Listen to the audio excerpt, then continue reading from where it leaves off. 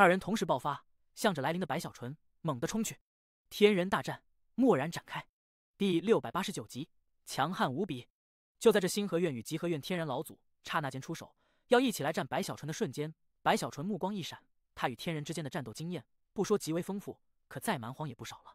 无论是巨鬼城的3大老祖，又或者是魁皇城内的那些天宫，最重要的是与红尘女的数次交手，甚至那场绝世之战，也都对他产生了很大的触发。这林林种种的一切，就使得白小纯面对天人时没有丝毫压力，甚至可以在眼前这二人出手的瞬间，脑海如闪电般浮现种种思绪。这些思绪如同本能一样，让他在这短短的时间里就立刻有了判断。他清晰地察觉到，这二人同时出手，自己虽能抵抗，可也有些风险。且最重要的是，一旦二人中有人欲干扰自己思绪，杀入四周其他弟子那里，后果极大。而一旦如最早的那样，3位天人联手，对方可选择的战术灵活多变，就算白小纯再自信，也要头痛。实在这里是逆河宗，是他不能离去的战场，不如对方可战可退。所以他之前才雷霆一般，直接先打残一人。如今还剩下2位天人，可白小纯的担心依旧存在。如今的逆河宗要的就是一场大胜，一场轰轰烈烈、华丽无比的无损大胜。也只有如此，才可让逆河宗修士信心滔天，才可让3宗全部心神震撼，从而威慑半生。这些思绪在他脑海里刹那间闪过后，白小纯已经有了直觉般的战斗意识，再没有半点迟疑。在那2天大人呼啸而来，同时出手的瞬间，白小纯不死劲蓦然展开，身体刹那间就超越了瞬移，速度之快，直接一步走出，拉开了与星河院老祖的距离，靠近了极河院老祖。与此同时，他眉心第3目蓦然睁开，修为全力运转，通天法眼之力轰然爆发，猛地就看向星河院老祖。在这目光落去的刹那，星河院老祖全身猛地一震，一股惊人的隐翅之力形成了某种平衡后，化作了束缚，如同有一只看不到的大手，将那星河院老祖的身体猛地抓住，束在了原地。星河院老祖面色一变，可就在他被白小纯法眼之力束缚的刹那，白小纯的身影已如闪电一般冲向极河院老祖。很显然，那星河院的老祖，其全身上下的黑气化作了星空，其内星辰如陨石。这种神通术法大都是可笼罩一定范围，对白小纯的威胁虽不是最大，可一旦对方将目标放在4周逆河宗弟子身上，后患无穷。至于那极河院的天人，虽身后魔神幻化，战力惊天，白小纯不假思索，立刻就将目标选择了此人。这一切都是刹那发生，眨眼的功夫，星河院老祖背束了身体，而白小纯的速度在这爆发下，已在瞬间就到了极河院老祖的面前，右手猛地抬起，向着极河院老祖直接一拳轰出。这一拳惊天动地，肉身之力疯狂的爆发，形成了一股风暴，直接就落在了极河院老祖的面前。极河院老祖神色变化，低吼中掐诀，立刻他身后魔神投影一步走出，笼罩在了他的4周，竟与他自身融合在了一起，好似他化身成为了这魔神，魔气惊天，形成一面护盾，蓦然阻挡。轰的一声，白小纯的拳头直接就落在了那魔气护盾上，这护盾猛地一震，传来咔咔之声，骤然崩溃。可在崩溃的一瞬，第2面护盾、第3面护盾同时幻化。白小纯来不及多想，一拳打出后，身体没有退后半步，依旧一冲而出，双手更是急速掐诀，口中轻吐3个字：人山诀。轰轰轰！在这下方大地，从白小纯4周虚无突然的就出现了无数的石块，这些石块凭空出现后，直接就向着白小纯凝聚过去，眨眼间就堆积出了一个巨大的石人。这石人足有数百丈之高，惊天动地的同时，更有磅礴之力从其身上轰隆隆的爆发出来，而白小纯的肉身之力也在这人山诀下如被加持，不断的爆发，使得他的身上竟散发出了睥睨之意。一步迈出，巨大的拳头再一次轰出时，那第2面、第3面、第4面护盾竟同时崩溃爆开。巨响滔天中，极河院老祖面色狂变，这一切太快了，他刚要退后，白小纯这里就轰杀过来，人山诀下直接发动撼山撞，轰的一声就将极河院老祖那与魔神融合在一起的身影直接撞得倒退开来。他呼吸急促的同时，远处的星河院老祖此刻怒意滔天，全力挣扎下，刹那身体就恢复了行动，刚要追上白小纯，刚要去展开联手。可就在这时，杀向极河院老祖的白小纯居然再次回头，眉心通天法眼又一次将目光落在了星河院老祖的身体上。轰的一声，星河院老祖全身再次一顿，他内心已发狂了，更有憋屈。白小纯这神通在他看来实在恶心人，可却无可奈何。此刻内心咆哮，全力挣扎时，白小纯已再次靠近了极河院老祖，全身之力配合人山诀，轰然爆发，砰砰之声滔天。眨眼的功夫，白小纯就直接轰出了数十拳，每一拳都将极河院老祖那魔神身躯直接轰退，以此方法拉开与星河院老祖的距离，同时其杀伤力更是惊人。远远一看，这一幕震撼人心，让四周无数修士都看得心神轰鸣。他们不仅仅看到了白小纯的强悍，更是看到了白小纯那在这天人之战中让人稀奇的战斗本能，竟能在这短短的时间内，凭着法力压制一人，凭着肉身轰击一人。这一幕让人内心都掀起大浪。他们的目中所看，那是星河院老祖被连续2次束缚了身躯，同时还有那极河院老祖被白小纯不断轰退的身影。极河院老祖内心狂震，此刻被白小纯那如狂风暴雨般的轰击，直接就震得体内气血翻滚，嘴角不断溢出鲜血。可这一切显然还没有结束，他刚要反击，白小纯目光一闪，发出一声惊天咆哮。在这咆哮下，他猛地轰出一拳，这一拳轰出的瞬间，他人山绝形成的身体都刹那溃散，所有的石头居然在这溃散后自行的飞到了白小纯的前方，竟彼此组成了一个巨大的拳头。随着白小纯那一拳落下，直接就轰在了极河院老祖的魔神身体上。震耳欲聋的巨响传遍整个战场时，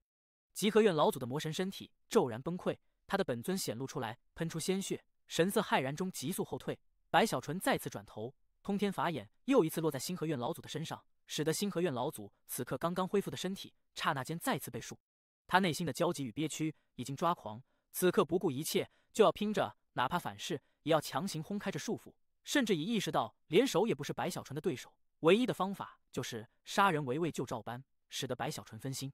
可就在这时，白小纯一步之下，直接就追上了正在急速逃遁的极河院老祖，目中杀机一闪，右手掐诀间猛地一指，这一指之余，顿时四周寒气轰然扩散，当初斩了星河院老祖的寒劲再次幻化，瞬间方圆千里一片冰寒中9道劲影如同9把利刃，刹那幻化，直奔极河院老祖呼啸而去。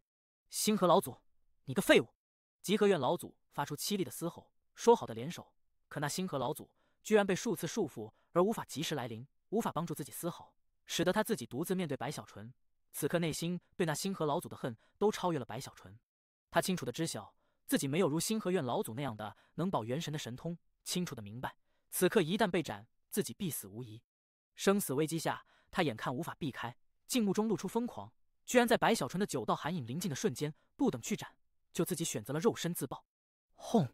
第870集，再杀！自己选择自爆，就可以控制术法的波动，可以去抵消白小纯那9道寒影的轰杀，而能在这电光火石间就能有如此果断，换了其他人很难做到，也唯有达到了天人后，在经历了太多的战斗，从而养成了一种快速的本能反应。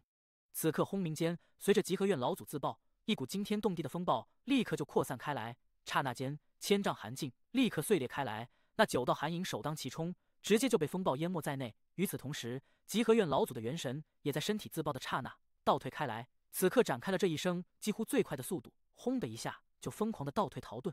他怕了，彻底的怕了，内心更是对那星河院老祖怀恨在心。在他看来，如果不是那星河院老祖太过废物，2人联手这一战还是有胜算的。可眼下那星河院老祖毫发无损，而自己却肉身自爆，只剩下了元神。内心的愤怒、憎恨与恐惧、悲哀，让这极河院老祖元神都扭曲了。他心底更有无尽的憋屈。如果能选择，他希望白小纯之前法眼下束缚的是自己。而此刻，在极河院老祖身体自爆、寒境崩溃、元神逃遁的瞬间，远处的星河院老祖，他在那不惜反噬的修为爆发下，也挣脱出了白小纯的法眼之力，更是听到了极河院老祖那怒吼的话语。他内心也一样憋屈，一样抓狂。可他的骇然，此刻同样是在内心滔天爆发。他眼睁睁看着白小纯在这几个呼吸间，那如狂风暴雨、排山倒海般的轰击，居然让一个与自己一样的天人被逼得肉身自爆，眼下只剩下元神逃遁。若是首次也就罢了，他还有点信心，可这是第2次了。想到这里，星河院老祖就身体哆嗦了一下。在这关键的时刻，他竟没有选择去救援极河院老祖，而是转身猛地就化作长虹，急速逃遁。他也怕了，这一战的所有画面撼动他的心神，使得他此刻根本就不在乎名声，不在乎这一战还有3宗10万修士亲眼目睹。此刻转身就逃，内心更是安慰自己，那白小纯如此恐怖，自己若不逃必定危险。而这天空的战场上，随着极河院老祖只剩下元神，随着星河院老祖毫不迟疑的逃遁，立刻就在大地上无数修士中掀起了阵阵哗然与怒吼。哗然的是道和院以及星河院，怒吼的则是极河院。老祖！星河老祖，你！这一幕也让白小纯一怔。他原本以为这星河院老祖脱困后会直接杀向此地，从而阻止自己追杀极河院老祖，可却没想到对方居然直接就逃了。星河老匹夫，你无耻！极河院老祖此刻只觉得元神都要不稳了，体内灵气都要崩溃，疯狂咆哮。此刻这2大天人一东一西急速逃遁时，白小纯目中杀机猛地强烈。若是星河院老祖杀来，他还没有办法去斩杀只剩下元神的集合院老祖。可如今对方竟然逃走，这就给了白小纯一个击杀天人的机会。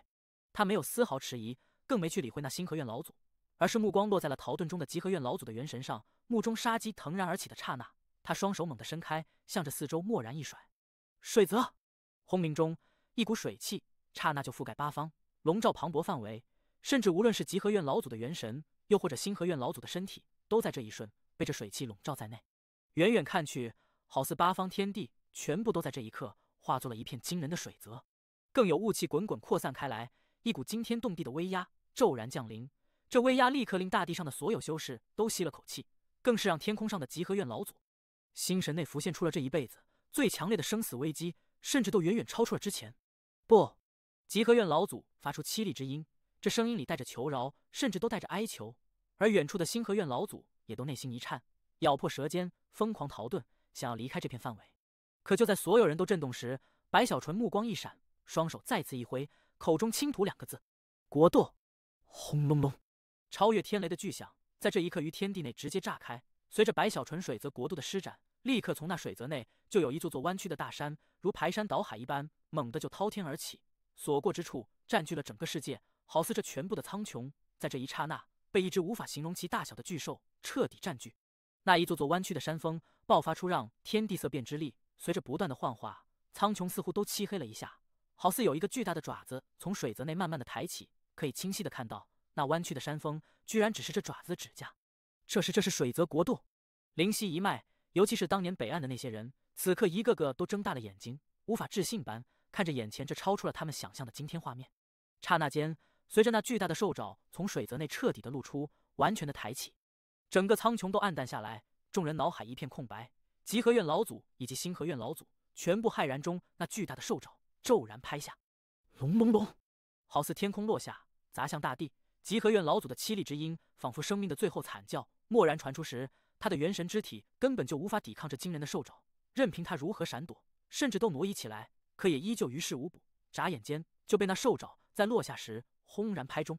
惨叫之声戛然而止。集合院老祖的元神猛地一颤，无法置信中、苦涩中，他最后的看了一眼这片世界，轰的一下，其元神直接崩溃，魂飞魄散，消失天地间。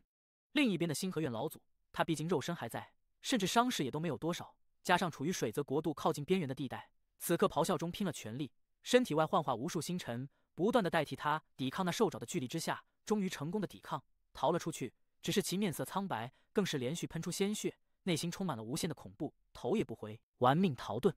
他看到了集合院老祖元神的灭亡，这让他内心颤抖的同时，甚至都升起了一丝侥幸。他忽然发现自己之前的憋屈，居然是自己能活下来的关键。他甚至都庆幸了，之前白小纯选择束缚的是自己可以想象，如果被束缚的是集合院老祖，那么此刻死亡的必定就是自己了。死道友不死贫道集合老祖，不是老夫不去救你，实在是敌人太强了。星河院老祖庆幸之余，还为自己在心里辩解了下。只见他速度更快，仓皇间转瞬远去。战场上，白小纯站在半空，目光落在了逃遁的星河院老祖身上。对方太快，距离又远，最重要的是连续强势碾压两位天人，更是干脆利落，彻底斩杀了其中的集合院老祖。白小纯看似如常，可实际上这一战是他全部修为、全部肉身的爆发，无论他的心神还是身体，此刻都已疲惫。对他来说，碾压天人初期不难，然而要最终灭杀天人却也不那么容易。那3次通天法眼的束缚，每一次被破开后，都让白小纯气血翻滚，是他凭着强悍的肉身去承受反噬。实际上，他已没法去进行第4次，而一旦那星河院老祖到来，白小纯也只能去施展他最后的杀手锏——不灭地拳。一旦完全展开，他将彻底透支身躯，没有再战之力。若是最早逃走的道和院老祖回头，那么白小纯就危险了。看似风光，可实际上这一战的艰难与疲惫，只有白小纯自己知晓。眼下看到那星河院老祖逃走，白小纯注意到下方3宗的修士一个个苍白的面色，他忽然觉得这是一个让众人心神更为瓦解的机会，于是瞪着眼，冲着远处的星河院老祖袖子一甩，蓦然开口：“星河老祖，白某只给你3息时间，你若能逃走，算你命大；若逃不掉，白某甩袖间就可让你灰飞烟灭。”远处的星河院老祖听到这句话，惊弓之鸟般，只觉得脑海嗡的一声，竟不惜代价再次喷出鲜血，透支寿元，换来短时间更快的速度，轰的一声，彻底逃得没了踪影，第871集不安。随着三大天人一死一残一逃，这一切立刻就让大地上的四大宗门的所有人都看傻眼了。之前脑海里早就掀起的惊涛骇浪还没平复，一滔天巨浪又是再次袭来，一时之间神情变幻，骇然震撼。尤其是三大宗，他们更是颤抖中满脸绝望。其中的道和院修士内心哆嗦，看向白小纯时充满了无法形容的恐惧。而星河院原本因老祖没死，心中能好过一点，可却因白小纯那一句话，自家的老祖禁忌不顾道友逃走后，如丧家之犬般被吓得不惜喷血，也要在3息内疯狂逃走的举动，弄得复杂中，内心也都绝望中透着茫然。可相比于他们，最绝望的则是集合院了。天人老祖死亡，代表着集合院从此之后将彻底沦落下去，甚至在中游修真界的地位也都将被彻底撼动。此事太大，影响集合院每一个修士，使得他们此刻在这绝望的情绪中，一个个眼中都赤红，内心发狂。奇怪的是，他们居然不恨逆河宗，毕竟逆河宗原本是被入侵的一方，而白小纯的强悍虽令他们心神震颤，但更敬畏无比，根本不敢去恨。他们内心最恨的就是星河院，而他们的老祖死亡前的诅咒以及凄厉惨状，更是让他们对星河院的恨达到极点。但此刻不是杀向星河院的时候，可这场战争，集合院已经不想参与了，他们立刻就选择了后退。几乎在集合院退后的瞬间，星河院以及道和院的修士也都没有了丝毫的斗志，他们内心惶惶，恐惧无比。老祖都败了，宗门的象征都坍塌了，他们此刻只有一个念头：逃。轰然间，三宗修士如山体坍塌一样，蓦然后退，一个个都不敢继续厮杀，只知道急速逃走。而逆河宗内，此刻众人的震动也是不遑多让。宋军完眼看着白小纯华丽到来，出手斩杀天人，一举定乾坤，这一幕幕让他觉得恍惚喜悦的同时，也似因白小纯成长得太快，以至于让他这里升起了仿佛与白小纯之间的距离有些遥远的错觉。无极子一样目中复杂，脑海里浮现出对方当年在血溪宗的一幕幕，其身边身体虚弱的谢梅也是如此。他对白小纯了解不多，可当年的误会让他有时候回想也觉得唏嘘。整个血溪一脉震动无比，而比他们还要震撼的则是灵溪一脉了。那些长老还有很多弟子，他们对白小纯不陌生，眼下看着白小纯一路成长到了如今，他们的心神剧烈的激荡起来。尤其是李清后那一脉的弟子更是这样。上官天佑低下了头，内心苦叹。北韩烈沉默不语，心底复杂的同时也有无限感慨。山门内那只兔子、猴子，还有所有逆河宗的强者，一个个都是内心复杂，更多的是振奋。尤其是掌门郑远东，他此刻激动的难以自控。众人心神的各种思绪很快就被无数逆河宗弟子的欢呼所取代。这一战让逆河宗爆发出了惊天的欢呼，在这欢呼下，无数逆河宗弟子激动无比。眼看三宗逃遁，立刻逆河宗四脉内的长老之辈就抓住机会大吼起来：杀！杀！随着那些长老的吼声，所有逆河宗弟子都一个个振奋无比，全部发出咆哮，纷纷从山门内冲出，追杀出去。灵溪一脉的阵法巨人此刻重新凝聚，那数百巨人此刻迈着大步，手中拿着大剑或是各种法宝，如同利剑，直接刺入那崩溃的三宗大军之中，追击星河院的修士。那条被重创的天角墨龙此刻也咆哮中追出，一路横扫。而血溪一脉此刻也是如此，在血溪老祖的操控下，宋军丸也都精神大振，操控血剑与无极子等人直接杀向道和院。铁蛋也咆哮中冲出，带着无数凶兽，更有尸魁、魔头，还有玄溪与丹溪一脉，直接杀向集合院的修士军团。整个逆河宗在压抑濒临绝望之后，此刻气势彻底崛起。白小纯眼看如此，内心终于松了一口长气。实在是这一战，他背负的压力太大，他是整个逆河宗的关键，容不得出现半点意外。一旦失守今日的局面，逆河宗危险。毕竟从人数上，三宗的修士还有近10万之多，而逆河宗能战之人已只剩下了不到2万人。这种形势，稍微一个处理不好，就会让逆河宗覆灭。而白小纯就算战力再强，也无法去面对10万大军。所以这一战的关键就是与那3大天人的战斗，这也使得白小纯只能去冒险，其心神消耗极大。而之所以如此顺利的取得胜利，实在是那3个天人老祖来自不同宗门，彼此本就有矛盾，有竞争，甚至随时都可以回头灭了彼此。在这样的关系下，若是顺风的局面还好，一旦遇到逆风，那么他们3人的关系就是最大的裂痕。实际上，若是他们3人真的能齐心同力，彼此没有半点退路的联手，这一战不说击杀白小纯，可也能让白小纯在牢于救援、疲于奔命之下遭受重创，进而最终灭了逆河宗。如果换了是蛮荒中的4大天王与大天师，哪怕他们的修为与这3位天人一样，都是凡品天人初期，可凭着他们的联手与意识，白小纯死战不退的情况下，磨盘般最终击杀白小纯也不在话下。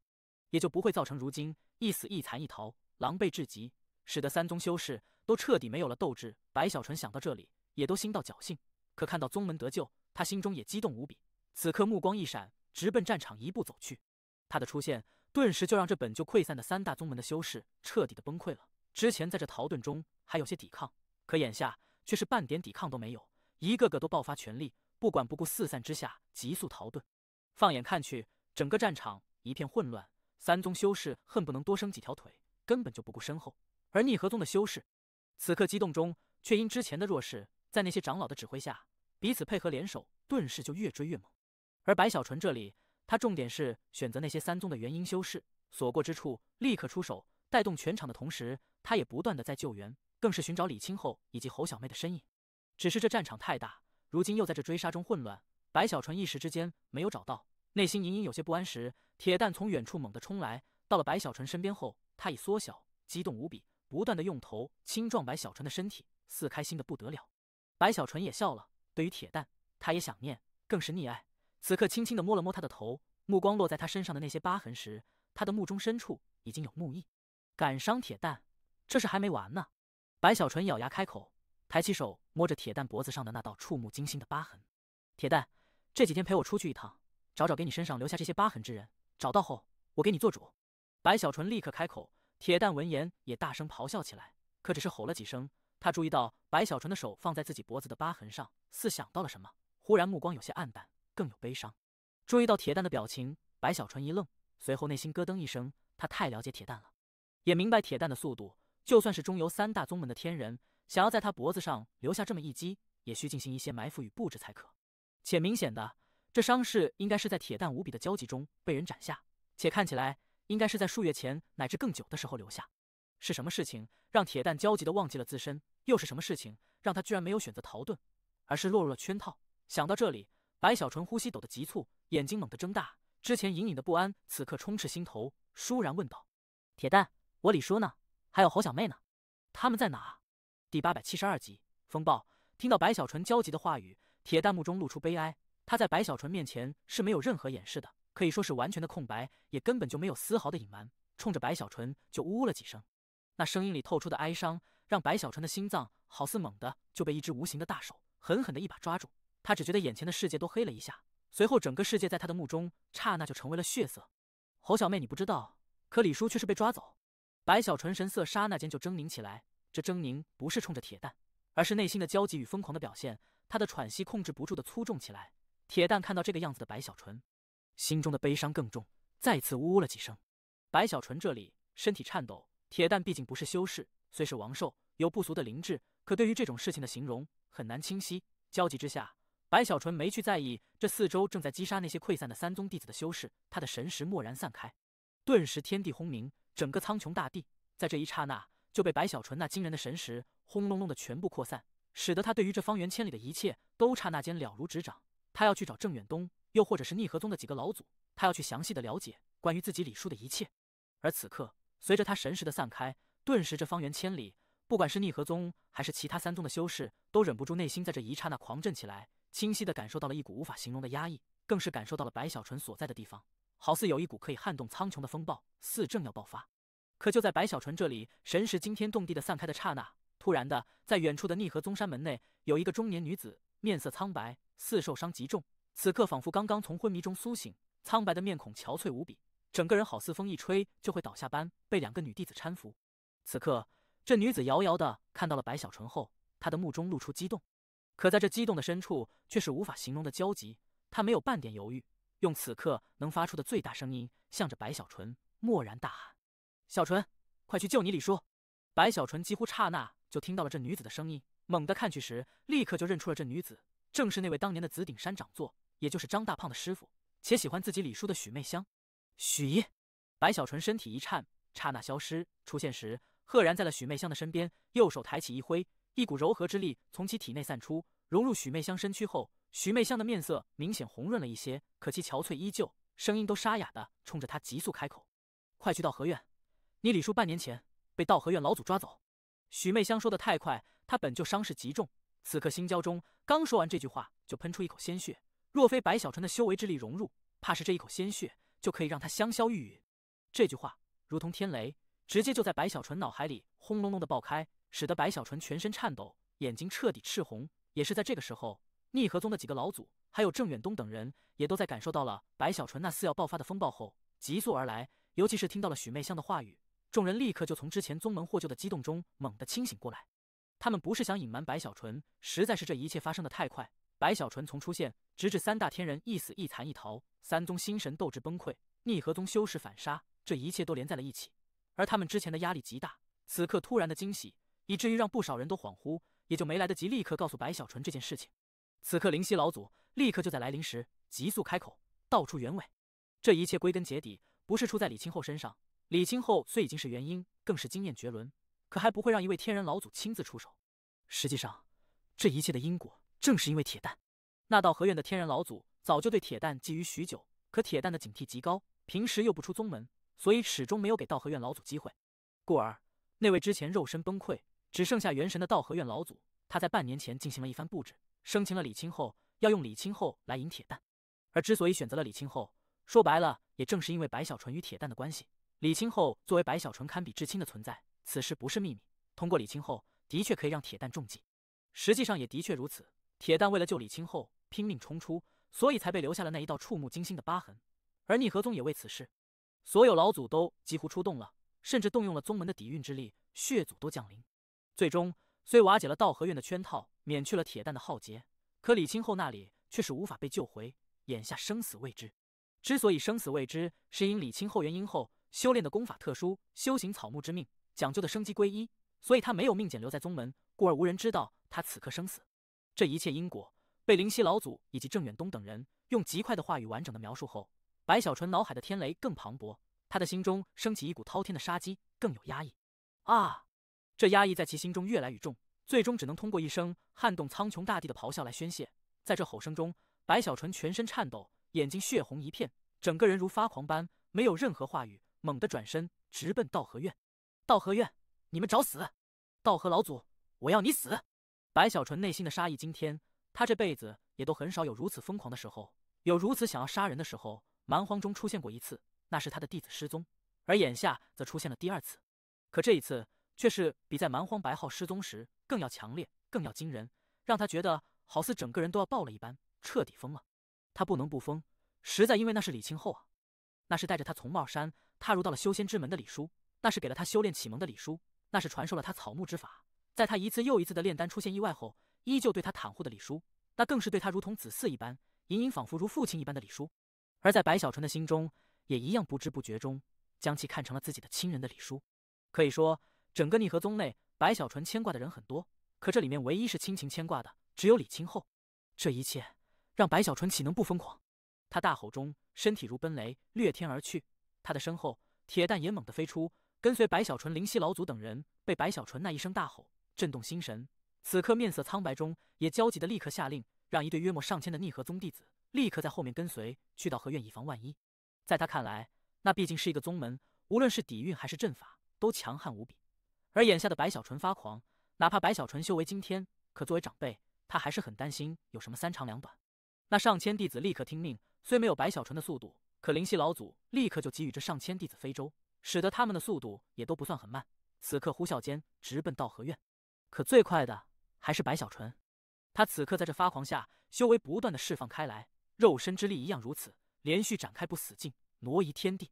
按照这样的速度，怕是也就是一炷香的时间，他就可以横渡虚无，踏入道河院。远远看去，风暴撼天，使得整个苍穹都掀起无穷波纹。在那波纹内，则是白小纯那杀机极致到冰寒世界的恐怖身影。第873集，小纯。白小纯此刻脑海一片空白，没有半点画面浮现。此刻的他已经不敢去回忆，他满脑子就只有一个念头：李叔一定要安生。白小纯内心焦急，更有强烈无比的紧张。这紧张不是害怕造成，而是患得患失，而是害怕听到或是看到让自己崩溃的消息与画面。这一切化作了煎熬，让白小纯的修为狂乱，让他的眼睛更红，让他的疯狂也都滔天。而这所有的一切融合在一起后，所化作的风暴顿时让天地四都变了颜色。嗖嗖刷刷，白小纯的速度更快，这极致的速度就连铁蛋也都无法追上，刹那就被拉开老远。只有白小纯一个人在这天地间，好似要撞开这片世界，掀起超越天雷的音爆，不断的回旋在八方之中。轰轰轰！这声响越来越强烈，以至于让大地上一处处修真家族、一处处小宗门、一座座城池都在这一刹那全部听闻。撼动心神抬头时，却看不到白小纯的身影，能看到的只有他划过虚无的一道长痕，好似疤痕。而他们的心中却是在这轰鸣中，一个个都息气颤抖，还有不少人失声惊呼：“这是什么声音？天空裂了！”远远看去，那疤痕的确好似一道巨大的裂缝。白小纯的速度太快了，随着时间一点点过去，居然还没等过了一炷香，刹那间，白小纯就带着愤怒，带着焦急，掀起滔天风暴，轰隆隆中看到了远处的群山之中的道和院。道和院的山门由7座不同颜色山峰组成，因之前战场3宗崩溃的太突然又太快，所以此刻的道和院内并非全部人都知晓了战场上他们的老祖被斩杀肉身之事，可在道和老祖逃回宗门后，还是有部分人已经知晓。骇然中早就将山门大阵开启，所以此刻的白小纯一眼就看到了道和院的四方有一层璀璨的光幕，将道和院笼罩在内，防止一切外来入侵。而这光幕波动扩散，充满威压，一看就极为惊人。毕竟这是通天河东脉中游修真界内第1宗门的山门大阵，可这阵法哪怕再强悍，也超不过当年的长城之阵。在白小纯的不死劲下，长城阵法他都可以穿透，区一个中游宗门的阵法，哪怕是天人布置又如何？白小纯红着眼，速度不但没有减少，反而更快，轰鸣间刹那就冲向道和院。而此刻的道和院内留守的数万修士里，也有3位元婴强者以及不少结丹。他们在看到天空上那阵呼啸而来的裂缝后，都愣了一下。那是什么？这天空怎么裂了？怎么回事？这裂缝居然直被我们的阵法！这些人哪怕元婴在内，也都毫无例外，根本就无法看清白小纯的速度，也自然看不清白小纯的样子。他们能看到的就只有那一道天之痕。可就在他们惊呼传出的瞬间，白小纯化作的天之痕就刹那中直接撞击在了道和院的山门大阵上。这阵法诡异的竟没有掀起半点波澜，好似不存在一样，竟被白小纯直接穿透。正是不死劲之力。在穿透的一瞬，他的身影就直接的撞击在了道和院内的一座山峰上，一声惊天动地，让此地苍穹扭曲，让大地颤抖的轰鸣巨响直接就震天而起。轰隆隆，那山峰居然被拦腰崩溃，无数碎石刹那脱落而下。道和院内数万修士顿时惊呼，急速避开。也正是在这个时候，他们才看清了，在那崩溃的山体半空中，此刻忽然出现了一个身影。这身影站在那里，可其四周虚无掀起无穷波动，更有风暴漩涡，正毁灭世界般不断的爆发开来。这一幕幕顿时让所有道和院的弟子都倒吸口气，一个个心神颤抖的同时，那些元婴修士也都紧张。但这里毕竟是道和院的山门，他们就算硬着头皮也要出手。立刻就有一道道术法光芒从大地升空，直奔白小纯。更是从道和院内有一道道惊人的光柱从其他山峰中爆出，直射白小纯而去。给我滚开！白小纯大吼一声，双手猛地一挥，顿时身体四周的风暴就轰隆隆的向着八方扩散，如同大浪翻滚，刹那就与那些术法以及光柱碰触，摧枯拉朽，直接崩溃后，这风暴没有停止，横扫四方。顿时道和院山门震晃，大量弟子狂喷鲜血，骇然惨叫中急速后退。可就在他们退后的刹那，白小纯的神识爆发了，他的神识之力超越了风暴，眨眼间就覆盖了整个道和院。哪怕是禁地所在，哪怕有阵法阻挡，也都无法抵御白小纯的神识，使得他在这一瞬就立刻在这道和院大地深处找到了李清后的气息。大地深处赫然是一处地牢，那地牢中被镇压着不少道和院的俘虏，其中有一人此刻奄奄一息，正是处于昏迷中的李清后。察觉到李清后还活着，白小纯的心终于松了一下。这一路他已经紧张到了极致，可很快的，在注意到了李清后的伤势后，白小纯的怒火又腾的一下就爆燃起来。他没有半点迟疑，身体一晃之下，就一拳向着道和院的山门大地悍然轰去。巨响开天辟地般，大地轰鸣间，一道道裂缝蓦然出现，掀起的冲击更是让四周道和院的弟子全部被卷飞。他们的脑海此刻都还在嗡鸣，内心的骇然与恐惧更是化作了他们心神的全部。此人是谁？他是白小纯，是他让3大天人一死一残一逃。该死，他怎么来这里了？在这道和院众人颤抖时，随着大地裂缝的出现，顿时道和院内原本的7座不同颜色的山峰，此刻继第1座被白小纯直接撞爆后，眼下第2座山峰四因大地的牵连骤然崩溃，无数山石爆发，轰鸣道和院。而此刻的白小纯也看出来了，这道和院的山门有些奇异，其大地居然深厚无比，与四周7座山峰相连，只有7山崩溃才可让这大地爆开。可白小纯没心情去一一毁去四周剩余的5座山峰，他猛地掐诀间，顿时大吼一声，展开人山诀，顿时这四周崩溃的石块齐齐而来，刹那间就覆盖到了白小纯的身体上，组成了一个高大的石人。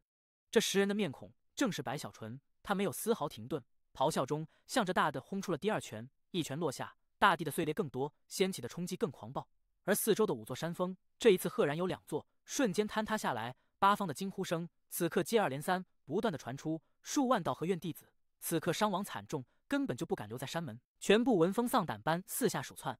可就在他们逃遁的瞬间，白小纯的吼声让天地变化，他的第3拳蓦然落下，这一拳好似一个巨大的陨石从天而降，直接就轰在了本就碎裂无比的大地上。轰隆隆，这一次的声响超越了之前所有，刹那间四周残存的3座山峰就直接崩溃，道和院分崩离析。这一切从白小纯出现直至现在，时间上不到60息，而那大地也在这一刻彻底的爆开，露出了一个巨大的深坑。这深坑下就是道和院的地牢所在。没有半点停顿，在轰开这大地的瞬间，白小纯身体猛地一晃，刹那消失，出现时赫然在了这地牢中关押李清后的牢笼内。此刻的李清后正躺在那里，寺外面的声响太大，使得他从昏迷中睁开憔悴的双眼，气息微弱。在看到白小纯的一瞬，他明显的愣了一下。小纯，第874集，会不会抄家？小纯这2个字从李清后口中不确定的传出，他明显神色内有些恍惚，似觉得这一切有些虚幻。他自从被道和院生擒后，倒也没有承受什么折磨，只是他心中的痛苦却是极大。他对于自己的生死并非特别的看重，可他不能让自己的存在成为对方吸引铁弹的圈套，只是他没有办法去改变，甚至连死都做不到，只能眼睁睁地看着铁弹落入圈套。他的自责成为了吞噬他内心的源泉。好在半年前道和老祖没有成功，只是那斩在铁弹脖子上的一剑让李清后的心都在嘶吼，可恨自己没用，他恨着整个道和宗。这股恨意强烈无比，使得他失去了利用价值后被扔在了这地牢时支撑着他。他不断地告诉自己，道和院没有毁灭前自己绝不能死，所以他咬牙坚持，哪怕这地牢古怪可以吸收他的修为与生机，使得他越发虚弱，可他还是不断的坚持。也幸亏是他的功法特殊，草木之力绵长无比，这才使得他吊住了自己命。而这其中最关键的执念，除了对道和宗的恨之外，还有白小纯。他想念当年那个自己带上山的孩子，对方已离开太久了，他很想再去看一眼，很想再去保护他。他害怕白小纯的性格，如果没有自己去的话，或许会无意中闯下无法化解的大祸。这一切的一切，成为了他的执着，使得他在这痛苦中不断的坚持。直至如今，他被外面的轰鸣声震醒，在睁开眼睛的瞬间，他以为自己看错了，他呆呆地看着眼前的白小纯。而他的那一声小纯落入白小纯的耳中，白小纯身体颤抖，眼泪在眼圈里打转。这声音虽微弱，可那里面透出的慈祥，透出的柔和，使得白小纯的心在这一瞬被强烈的震动。李叔！白小纯一下子就哭了出来。哪怕他现在战力可以镇压天人，哪怕他现在地位尊高，可在李清后面前，他依旧还是当年那个在帽山上因害怕打雷，所以点了13次香的白小纯。白小纯一把就抱住了李清后，在这眼泪中，他赶紧将修为之力融入李清后体内，不断的为他疗伤。在这过程中，他也感受到了李清后体内的虚弱，泪水更多，也看到了李清后头发里的白丝，看到了她面孔上的皱纹。明明才是中年的李清后，或许是这半年的憔悴，使得她苍老了很多，不再是白小纯记忆里那一身儒雅、踏入序列之中似有傲骨的香云山掌教。而李清后依旧恍惚，怔怔地看着白小纯，没有在意自己的伤势，而是慢慢抬起虚弱的右手，轻轻地放在了白小纯的脸上。真的是你们，你这孩子都这么大了还哭！李清后的右手微微颤抖，擦去了白小纯脸上的泪水时，他已经确定了，眼前之人就是自己从帽山上带回宗门的那个孩子。是我李叔，我回来了。白小纯擦去泪水，扶着李清后起身。此刻的李清后有白小纯的救助，已恢复了一些力气。回来就好，回来就好。李清后笑了，那笑容里带着欣慰，带着感慨，更有深深的慈祥。他毕竟是元婴修士，心中虽也激动，可却控制得很好。看着白小纯，他目中也有了笑意。只是还没等他来得及去问白小纯这些年的事情，他就看到了地牢外那巨大的窟窿，更是在白小纯的扶持下走出后，看到了四周7座山峰彻底崩溃，大地无数裂缝，已经分崩离析的道和院，还有那四周一个个正颤抖中不断逃遁的道和院弟子的身影。在看到这一切的瞬间，李清后的激动再也控制不住，他呼吸急促，猛地看向四周，是老祖突破了吗？他们在哪？李清后第一个反应就是这半年里有某个老祖修为突破，成为天人，而如今更是大军到来，轰开了道和院。可很快的，他就迟疑了一下，实在是他觉得，就算是有老祖突破，怕是也无法将道和院撼动到如此程度，除非是有2个老祖都修为突破成为天人，但这在他看来根本就是不可能的。那个李叔，老祖没突破这里，也没其他人，就咱们爷俩。白小纯眨了眨眼，干咳一声，在救下了李清后后，他的压抑也都消失了，性格又恢复到了以往。此刻话语间，心中还忍不住有些得意。李清后明显一愣，看了看四周的废墟，最终目光落在白小纯身上。半晌之后，他忽然笑了，笑声越来越大，用力地拍了下白小纯的肩膀。好，好，好。他没有去问具体，因为已经不需要了。他此刻内心的激动比之前还要强烈，因为他当年从帽山带来的孩子，如今已经成长到了晴天的程度。只是心中多少有一些失落，那是一种看到雏鸟已能飞越苍穹，不需要长辈去保护时，作为长辈的那种说不出的感觉，既是欣慰，又是失落。听到了李清后的表扬，白小纯更振奋了，很是得意的一甩小袖。这算什么？李叔你不知道，我之前在蛮荒时比现在厉害多了。还没等白小纯说完，远处苍穹突然有呼啸声急速而来，正是铁蛋。他比白小纯慢了好多，此刻到来后，顿时就看到了崩溃的道和宗，看到了李清后。对于白小纯能将道和宗崩溃，他没有意外。此刻在看到李清后时，他也激动，瞬间身体缩小，直奔李清后而来。到了李清后身边，不断的轻撞了几下，露出激动与亲切。李清后也心中浮现温暖，更有愧疚，轻轻的抚摸铁蛋，目光落在铁蛋的脖子上那道疤痕时，他的心揪了一下。本想有一天能亲自帮你报仇的，现在已经不需要了，你爹已经帮你了。李清后笑了笑，看着四周的废墟，看着白小纯，他心中的骄傲与自豪无比强烈。小纯，我们走吧，道和宗就算还能喘过这口气，也将一落千丈。李清后大笑起来，声音朗朗。李叔，不着急，我们再等等。白小纯目光在这四下打量中，赶紧开口，同时又向着铁蛋急速说道：铁蛋，我记得之前身后有不少弟子跟着呀，怎么还没来？你去带带他们。铁蛋闻言有些疑惑，但白小纯的话语对他而言，从来就没有拒绝的时候。此刻一晃直奔天边，不多时，他再次回来的身影后方就出现了一条条飞舟，那上面有上千修士，此刻急速赶来。在看到了一片狼藉的道和院后，这上千人都吸了口气，看向白小纯时，狂热更多。此刻纷纷落下，向着白小纯与李清后一拜，拜见老祖，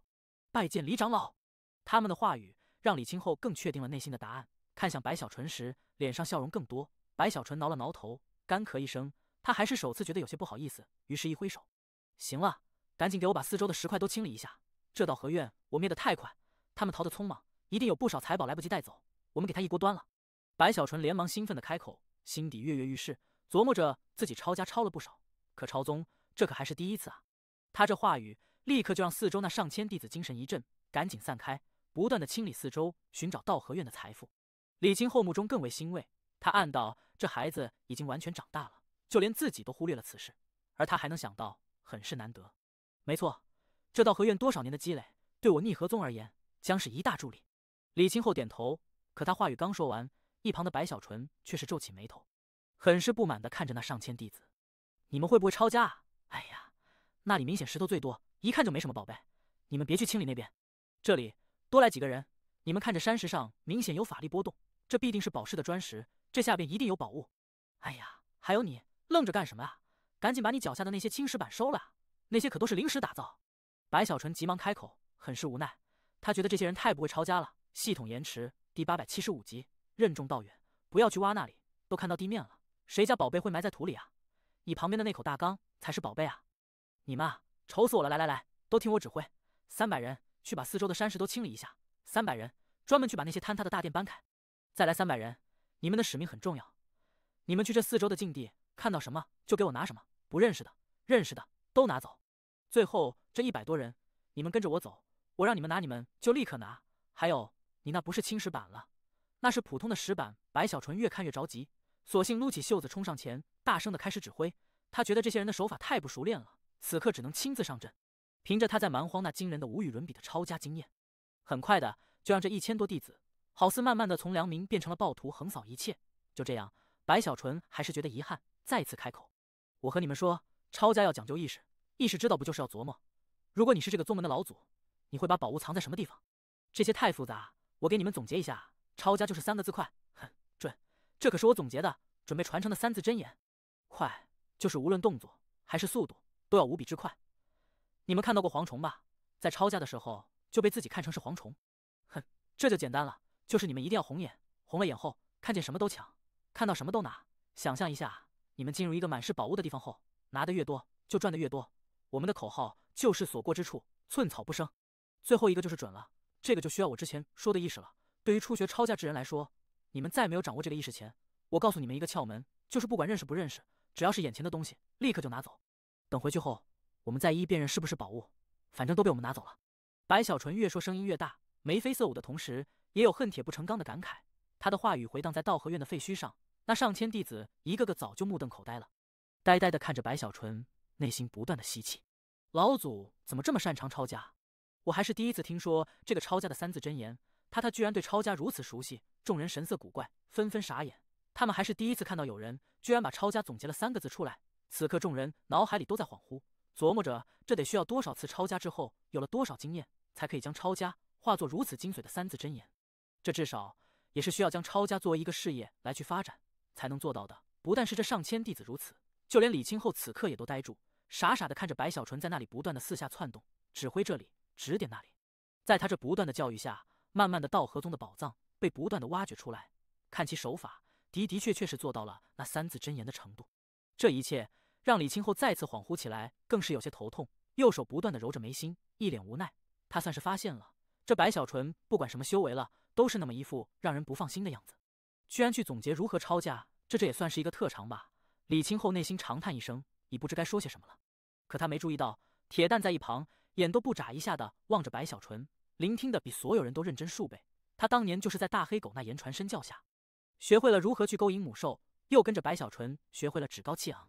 眼下他似发现了新世界一般，目中都开始冒光了。看向白小纯时，崇拜无比。他觉得自己这个爹实在是太厉害了，居然能掌握这么多本事。尤其是听到白小纯说这抄家的法术是准备传承下去的，于是铁蛋立刻就有了一种使命感，更为认真的学习起来。终于的，这整个道和院在1个时辰后被这上千弟子慢慢的彻底的清理了一遍，而那1000多人也都在那古怪中对于白小纯的印象彻底改变了，在敬畏的同时也多了一些说不出来的感觉。甚至很多人慢慢的也想起了逆河宗内始终流传的关于白小纯的那些让人啼笑皆非的传说，原来他是这样的白小纯。白老祖算了，我还是叫他白小纯吧。这1000多人内心虽嘀咕，可他们在白小纯的言传身教下还是有悟性的，完全的按照3字真言。此刻整个道和院都干净无比，不说寸草不生也都差不多了，甚至所有的山石都被这1000多人拿走，哪怕残破的阁楼建筑碎块也是这样放眼看去，保证就算是道和院的弟子回来了也都会恍惚，认为自己走错了路，认不出来他们的宗门了。这里面铁蛋占据了很大的功劳，他悟性又好，身体更是可大可小，钻入一些缝隙里，往往让那些宝贝无所遁形。白小纯眼看铁蛋这么聪明，顿时高兴了，大有一种这才是自己儿子的感慨。不错，铁蛋你有天赋，以后咱们家的这个抄家手法就要靠你来发扬光大了。白小纯赞赏表扬了几句后，铁蛋更兴奋更认真了。可当白小纯看向其他人时，他叹了口气，还是觉得不是特别满意。他无比的怀念周一星，琢磨着这如果是周一星在这里，用更少的时间就可以将这道和院内所有宝藏一窝端了，这样下去不行啊。白小纯内心很是严肃，神色也都凝重了。看来我很有必要，接下来要好好的培训一下宗门的那些弟子，争取让每一个弟子都掌握一手精髓的抄家之法。这样的话，以后我们逆河宗才会更富有，使得每一个弟子都有足够的修炼资源。如此一来，就能让所有人飞速的强大，这对宗门来说就是福音了。白小纯这么一想，顿时就觉得自己压力很大的同时，也有一种使命感。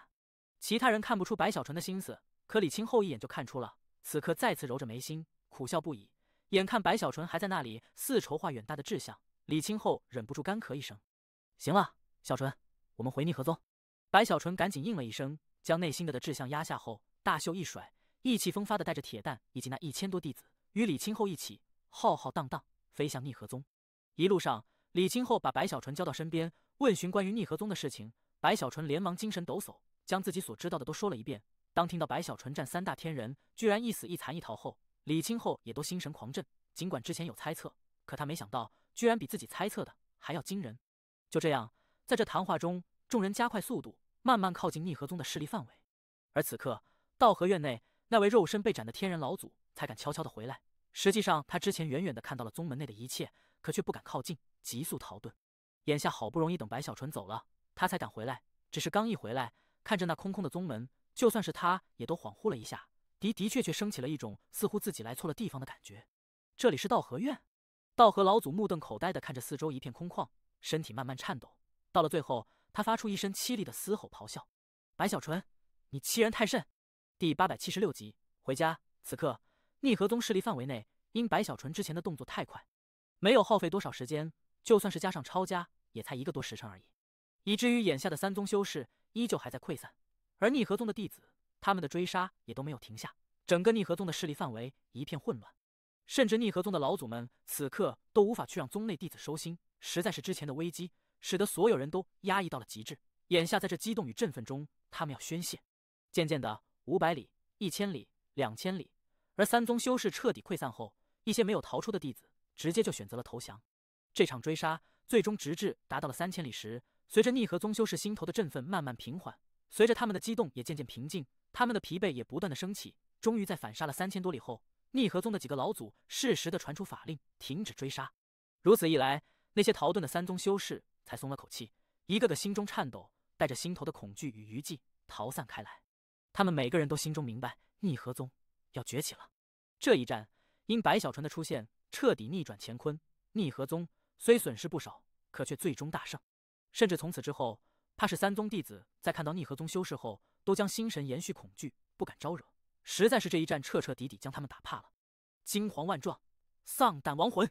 随着这场大战的结束，可以想象此事必定会如风暴般横扫整个中游修真界，撼动通天河东脉所有下游的同时，也将改变中游格局，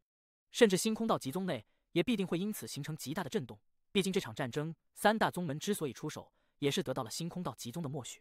可同样的，白小纯不仅仅是逆河宗之人，他更是星空道极宗的弟子，甚至其身份在长城时已达到了万夫长的程度。而历代万夫长都是要进入铁血堂中，成为星空道极宗内最强势的长老势力之列，更不用说白小纯在星空道极宗内也不是没有朋友。无论是赵天骄、道侣二人，又或者是白灵以及长城中他所认识的众多修士，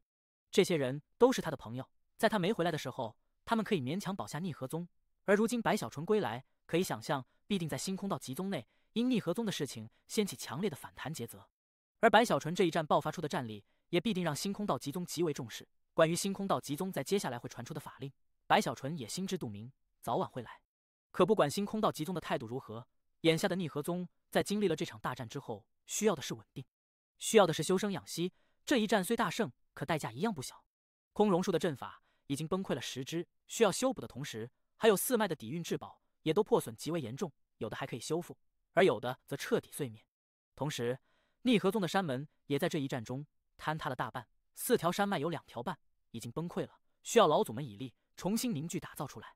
白小纯与李清后归来时，看到的正是一片修复之中的逆河宗。对于李清后的平安回来，郑远东以及灵犀老祖，还有太多李清后的朋友，尤其是许媚香，更是激动不已。他本已绝望，如今重新看到李清后，眼泪流下。李清后在看到许媚香后，也心神一震，回想这半年，好似隔世，此刻目光也柔和下来。白小纯眨了眨眼，看了看这2个人，渐渐笑了起来。2人回来的途中，白小纯已经给了李清侯一个天人魂，又为李清侯详细检查了伤势，确定无碍。他已放下心来，也就没去打扰，而是带着铁蛋在宗门中走过，看着四周的破损，看着那一个个有伤势的弟子，白小纯的心慢慢也有些低沉。实际上，这一战逆河宗弟子的伤亡虽然比较惨重，可收获同样巨大。仅仅是俘虏，逆河宗就擒获了足有数万人之多。同样的，从这些俘虏身上得到的法宝与资源很是可观。这还是其次，有不少三宗的底蕴至宝，因3大天然老祖败的突然，因3宗修士逃得狼狈，以至于没有收走，这就使得逆河宗收获更大。而这一战出彩的不仅仅是白小纯，他虽逆转了乾坤，可在这之前，铁蛋的存在是让整个宗门能支持到白小纯来临的关键之一。铁蛋的修为已经到了元婴大圆满，甚至凭着其王兽的天赋，他可以勉强与天人一战，虽注定会败落，可这种战力已经足以让人心惊了。尤其是王兽本身，随着时间流逝，是注定会成长到天人境的，其作用之大，对于一个宗门而言难以形容。除了铁蛋外，宋君婉一样在这一战中光彩夺目。他虽不是元婴，只是结丹大圆满，可在他的操控下，那中锋血剑脱颖而出，超越其他3锋，成为了血溪一脉阻挡敌方的血煞关卡。而灵犀一脉也有天骄因这一战越发璀璨，如上官天佑就是这般，他的成长极为快速，如今也到了半步元婴的假婴境界，算是这一代里不算白小纯等人最强的弟子了。甚至他在这之前于逆河宗内就已经是名气不小，而他的性格也有了太多的改变，沉稳了不少的同时，也让很多弟子对其很是尊重。还有北韩烈，原本在天骄中不算最强的他，因当年陨剑深渊内的崛起，地品的筑基，造就了他如今结丹后期的修为，哪怕比不上上官天佑，可也依旧远超同辈。毕竟上官天佑当年就有老祖曾言他是剑仙转世，虽筑基不如白小纯，可在后期中却是进展一日千里。其他两脉也都各有天骄于这一战璀璨瞩目，想来用不了多久，宗门必定论功行赏，而他们的未来也自然会一片大好。随着走在宗门内，白小纯看着那一个个熟悉的面孔，看着每个人在望着自己时那目中的狂热，他也觉得温馨，一种家的感觉让他温暖无比。这是他在蛮荒时无法感受到的，毕竟无论去了什么地方，这里才是他永远的家。在这整个宗门都开始忙碌修复时，白小纯也参与进去。他看到了那条天角墨龙，这条老龙在之前的战争中伤势极重，如今已奄奄一息，哪怕被人救助，也都似随时可以死去的样子。白小纯立刻出手，以其天道元婴之力，终于将老龙救了下来，伤势也慢慢恢复。至于铁蛋，此刻又没影了。可当白小纯救下了老龙，准备离去时，铁蛋回来了。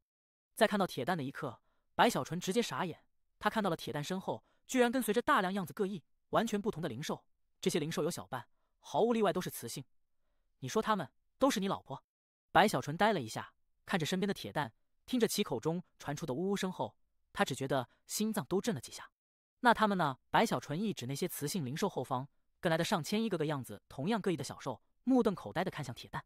铁蛋闻言，露出自豪的神情，向着白小纯吼了几嗓子。他的吼声虽逆河宗内有不少人可以勉强猜懂，但若论最了解的，还是白小纯。你妹的，他们都是你的孩子！白小纯瞠目结舌，看了看那些母兽，又看了看那些小兽，对于铁蛋在这方面的能力彻底服了。铁蛋眼看白小纯如此，更为得意，转头向着那些母兽吼了几声，顿时这些全部灵兽居然都向着白小纯匍匐下来，一同吼出，没有凶器，有的只是如同是拜见长辈般的敬畏。白小纯苦笑，立刻就明白了铁蛋的用意，拍了下铁蛋的头后，他叹了口气，铁蛋是他儿子，那么这些兽就是他的儿媳以及孙子了。想到这里，白小纯琢磨了一下，从储物袋中取出了蛮荒的魂药，算是见面礼。给了这些灵兽魂药，对于魂修而言如同灵石，同样的，对于这些灵兽来说，魂药同样有效，且因其在通天河区域罕见，故而价值不菲。拿了白小纯的魂药后，那些灵兽一个个都很开心，叫声更是欢快。铁蛋也很得意，大有一种似带着晚辈来见了长辈后自己很有面子的感觉。看到铁蛋开心，白小纯也笑了，内心感慨：这才是我的家呀！第877集，物是人非。整个宗门都在热火朝天的重建中，轰鸣声时刻可以听到，那是灵犀老祖等人正在以法术移山倒海，将宗门的4条山脉修复，从而传出的声音。而空榕树也在丹溪一脉的全力救治下，渐渐有了一丝生息，同时也有很多丹溪一脉的弟子不断的开丹炉炼制疗伤丹药。至于玄溪一脉也是如此，他们一方面配合丹溪一脉去救助，一方面则是修补所有宗门的阵法，同样还分出一些为宗门弟子修复法宝。而作为这场战争中的核心之力，灵犀与血溪一脉，他们大都在闭关疗伤，更有不少则是参与到了宗门的修复之中。白小纯找到宋君婉时，他正忙碌在血溪一脉的中锋势力中，身为中锋的中流砥柱。此刻战后，他有太多的事情要做，于是哪怕心中也想和白小纯单独在一起说说话，可责任更大，于是也就顾不上白小纯。而白小纯如今的身份太高，他所在之处，四周的弟子看到他都会敬畏狂热，不断的拜见，也就使得修复的工作不由得缓慢下来。白小纯美滋滋的正要开口说些什么，他认为自己现在很有必要去鼓励一下大家，可还没等开口，宋君婉直接一瞪眼，撵走了白小纯。白小纯摸了摸鼻子，有心反驳，可一看到宋君婉，他就觉得心虚，实在是在蛮荒时，红尘女的事情让他生怕被宋君婉与侯小妹知晓。至于侯小妹为何不在宗门，此事白小纯在回来的路上也从李清后那里知晓了，明白侯小妹与鬼牙居然被天尊在大半年前的一次全通天河区域的选拔中选走，去了通天岛，将成为通天岛的侍卫。如侯小妹与鬼牙这样的侍卫，每隔一段时间通天岛都会进行一次选拔，每次都会选择出不少修士。在整个通天河区域的宗门看来，这是极大的造化，仿佛一步登天，且也并非所有人最终都可以留在通天岛，其中有大半都会在一段时间后被送回来，而每一个回来之人修为都会暴增不少。至于那些能留在通天岛的，无论地位还是身份都将极高，哪怕源头宗门看到也都非常客气。只是白小纯心底始终有些不太放心，可却找不到不放心的理由，在心底算了算时间，知晓侯小妹是在蛮荒那绝世之战前被选走，他这才平缓了一些。或许是我先入为主，白小纯迟疑了一下，安慰自己的同时也琢磨着尽快找个机会去见见侯小妹。在白小纯这里心中有些不安时，他看到了上官天佑。上官天佑比以前成熟了很多，此刻他站在一处悬崖边，神色内带着悲伤，更有追忆，目中有些发空，似遥望下方。看到上官天佑这个表情，白小纯一愣，想了想后也走了过去。顺着上官天佑的目光看去时，他立刻就看到在那不深的悬崖下方丛林内，依稀似有一间木屋。这木屋旁有一处坟包，上官天佑的手中拿着一条蓝色的彩带，被他紧紧地抓住，似哪怕有一天死亡，他也都不愿松开。此刻默默地望着那木屋，望着坟包，久久不语。白小纯看着坟包，迟疑了一下，脑海里也在思索自己此番回来后还有谁没有看到。很快的，他就想起了一个人，在想到这个人的瞬间，白小纯身体一颤，那是新奇的墓。上官天佑轻声开口，声音沙哑，带着苦涩。他对白小纯已经没有曾经的嫉恨了，岁月的流逝足以抹去一切少年时的鲁莽与冲动。二人同时爆发，向着来临的白小纯猛地冲去。天人大战蓦然展开，第689集，强悍无比。就在这星河院与极河院天然老祖刹那间出手，要一起来战白小纯的瞬间，白小纯目光一闪，他与天人之间的战斗经验不说极为丰富，可再蛮荒也不少了。无论是巨鬼城的3大老祖，